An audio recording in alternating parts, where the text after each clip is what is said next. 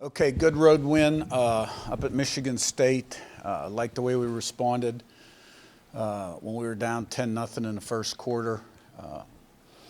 Guys kept their poise, kept playing, no frustration, and picked up a couple turnovers there defensively in the second quarter, which were key. Scored 47 straight points and really dominated the line of scrimmage up front on defense. 7 sacks, 15 tackles for loss. Made some big plays in the punt return game. Blocked a punt, forced a muff, which also led to a touchdown. Had a couple big returns and also got a deflection at the end of the game on a punt. And offensively, made timely plays, 6 of 7 touchdowns in the red area, no sacks. And I thought Curtis really played well, and it was good to get a lot of guys involved. So all eyes on Michigan. Really tough opponent. Obviously won national championship last season. Wasn't much of a game between the two teams last year. And a lot of good players, really stout defense, really good special teams, run the ball well. Good tight end, running backs, offensive line functions well, settled in on a quarterback. He can spin it, and the receivers are more than capable. So we'll have to have a great week of preparation and play our best to have a shot. Yeah, Curt, I know you largely kind of ignore the outside chatter and noise about the team, but are you interested to see, with the college football playoff rankings coming out for the first time this week, how the committee perceives this team? Because regardless of how the last 3 games go, win, lose, their view of what Indiana has done matters. Are you interested to see what their thoughts are on kind of how you perform? Well, I mean, I'll see the rankings, but the only thing that really matters is that you get the result on, when you play.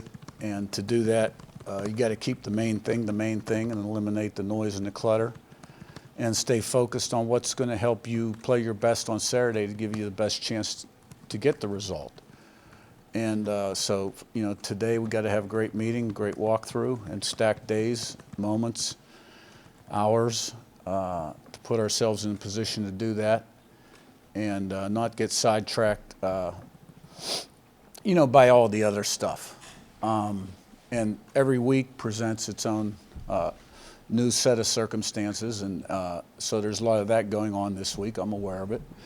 But to get kind of caught up on that and lose your focus would be the kiss of death. How do you parse Michigan? Obviously, they've been able to run the ball effectively in some games. You talk about them settling on a quarterback. They've never really kind of found maybe the passing rhythm they had a year ago, but they've obviously they're good on both lines of scrimmage. Just how do you, I guess, just sort of, I don't know if you say explain, but how do you at least sort of evaluate a team that has had this sort of season offensively that they've had with the struggles they've had? Well, I mean, I look at them and I see a really good defense, really good special teams, and offensively, they haven't scored points. They're not in the 40s and 50s, but they can run the ball from 11, 12, and 13 personnel. They've got weapons. They've got good backs. They got good players, and they're a good football team. Coming in here with a lot of tradition, a lot of history, a lot of pride, and that's part of the reason it's on national TV at 3:30. So, I mean, to meet that challenge, we got to have a great week of preparation. Curt, Colston Loveland, one of the better tight ends, not just in the conference but in the country. When you have a tight end who can produce like he does, what does it change defensively, if anything, in terms of how you handle a team that tries to attack through that position? Yeah, well, you got to be aware of them for sure. Down the field and on screens, various things.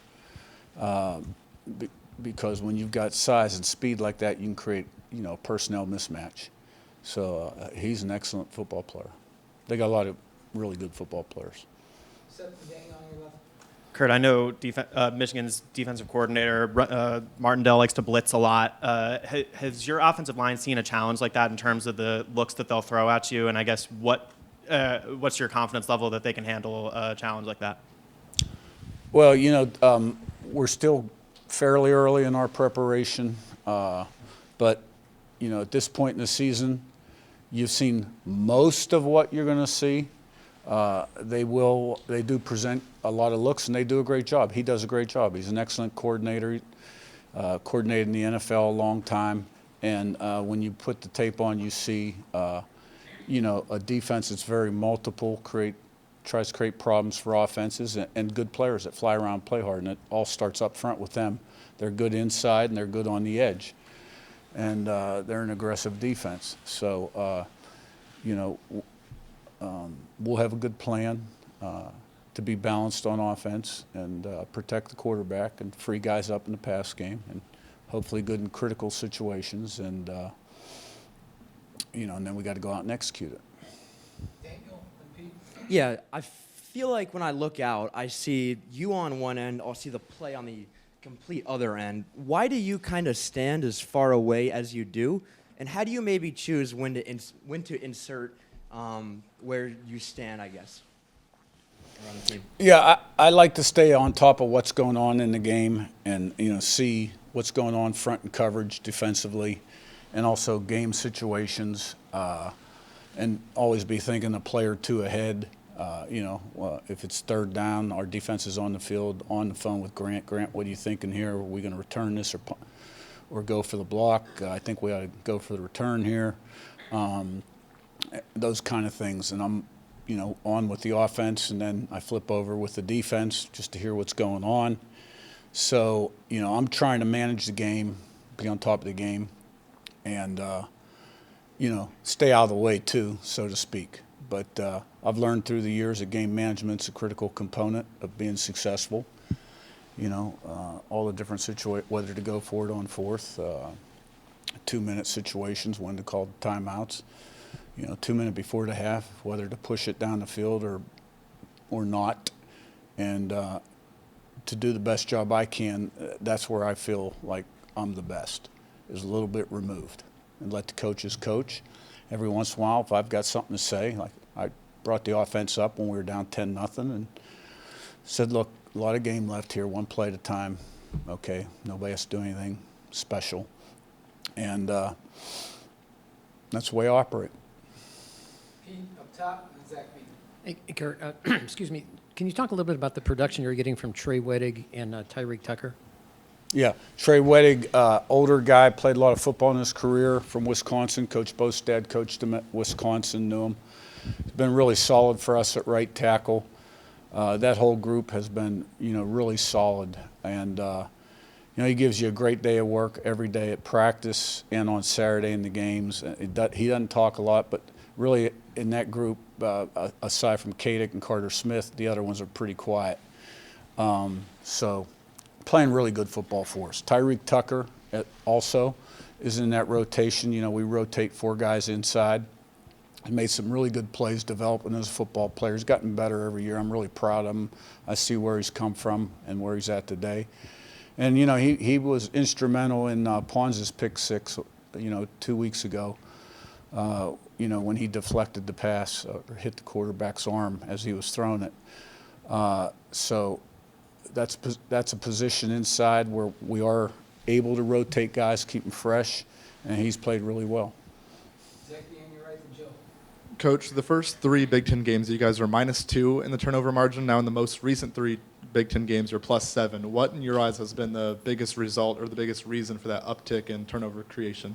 Yeah, well, we're normally pretty high in that turnover ratio, and we started out the season fairly well, and then we had a little spell there where we got a little bit behind. But they were critical in this pass game between the takeaways on defense and the block punts, which I consider a turnover, and the muff punts led to at least 16 points. And in the Nebraska game was 28 points. And, we're doing a good job of protecting the ball on offense, which is where it all starts, right? Quarterbacks making good decisions in the pass game, and the ball carriers or receivers are tucking it away nicely. And on defense, we're swarming the football, and our pass coverage has been tight. The first interception, Aiden Fisher was really good in his underneath coverage, deflected the pass, and Farrell made the interception. And on the second interception, Farrell made a really nice break on the ball and a nice catch for the interception. So, when you fly around, good things happen on defense. And we're flying around, and a lot of good things are happening. TFL, sacks, and takeaways. Joe, you're right, and Jim, last one. Coach, something I've noticed in the conference games is how your team is wearing down teams for the full 60 minutes. I guess, what does that say to the resiliency, both the physical and the mental side, that your players treat every play like either it's tied or they're trailing? Well, that's what we preach, and never being satisfied, and they've responded. They've been able to kind of compartmentalize and have an edge, good competitive edge going into the game, and regardless of what the score is, the standard's the standard, and we're doing a pretty good job of that first play to last play.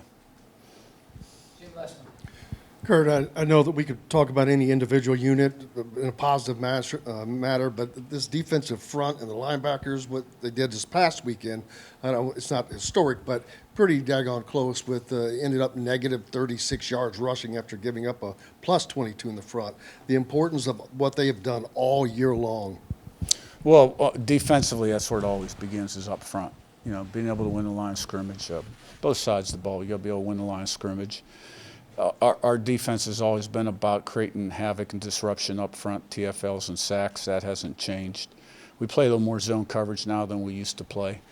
And, the linebackers, we put a lot on those guys. And, they're running hit guys and involved in the blitzes quite a bit as well. We brought a lot of five-man pressure in this last game.